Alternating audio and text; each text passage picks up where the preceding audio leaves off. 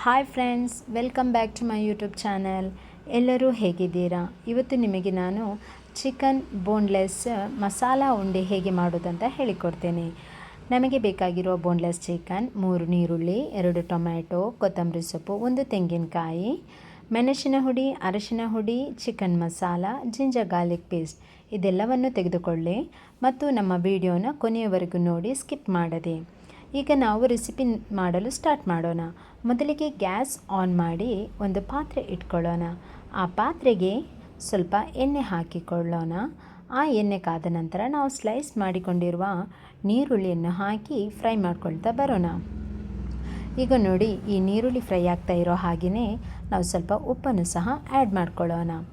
Okay, ಈ ನೀರುಳ್ಳಿ fry ಆಗ್ತಾ ಇದೆ. ಈಗ ನಮ್ಮದು ನೆಕ್ಸ್ಟ್ ಕಟ್ ಮಾಡಿಕೊಂಡಿರುವ ಟೊಮ್ಯಾಟೊವನ್ನು ಹಾಕಿ ಅದನ್ನು ಸಹ ಫ್ರೈ ಮಾಡ್ಕೊಳ್ತಾ ಬರೋಣ. ಇದು ಫ್ರೈ ಆದ ನಂತರ ಜಿಂಜರ್ ಗಾರ್ಲಿಕ್ ಪೇಸ್ಟನ್ನು ಆ್ಯಡ್ ಮಾಡ್ಕೊಳ್ಳೋಣ. ಜಿಂಜರ್ ಗಾರ್ಲಿಕ್ ಪೇಸ್ಟ್ ಹಾಕಿ ಅದು ಸ್ಮೆಲ್ ಹೋಗೋ ತನಕ ಚೆನ್ನಾಗಿ ಫ್ರೈ ಮಾಡ್ಕೊಳ್ತಾ ಬರೋಣ. ಮತ್ತು ಸ್ವಲ್ಪ ಹೊತ್ತು ಲಿಡ್ ಕ್ಲೋಸ್ ಮಾಡಿ ಸಣ್ಣ ಉರಿಯಲ್ಲಿ ಹಾಗೆ ಬಿಡೋಣ.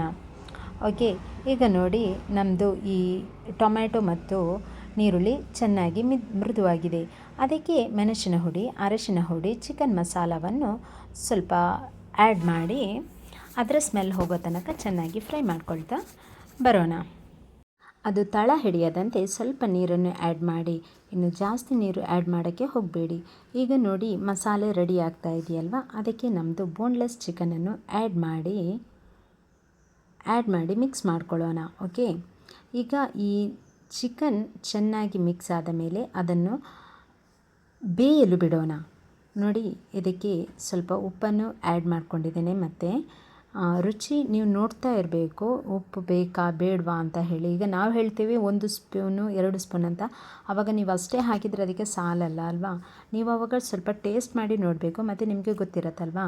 ಮತ್ತು ಅದಕ್ಕೆ ಕಟ್ ಮಾಡಿರೋದ ಕೊತ್ತಂಬರಿ ಸೊಪ್ಪನ್ನು ಹಾಕ್ಕೊಳ್ಬೇಕು. ಈಗ ನೋಡಿ, ಅದು ಚಿಕನ್ ಬೆಂದಿದೆ ಅಲ್ವಾ. ಈಗ ಈ ಚಿಕನ್ ಬೆಂದ ನಂತರ ಅದಕ್ಕೆ ನಾವು ತೆಂಗಿನಕಾಯಿ ತುರಿಯನ್ನು ಹಾಕ್ಕೊಳ್ಬೇಕು.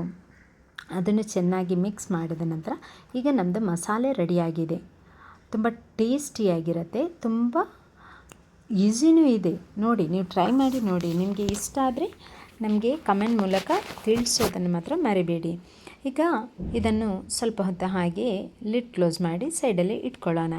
ಈಗ ನಾವು ಅದಕ್ಕೆ ಬೇಕಾಗಿರುವ ಪತ್ತರ ಹುಡಿ, ನಾವಿಲ್ಲಿ ಅಮೀಸ್ ಅವರದ್ದು ಪತ್ತರ ಹುಡಿಯನ್ನು ಯೂಸ್ ಮಾಡ್ಕೊಂಡಿದ್ದೇವೆ.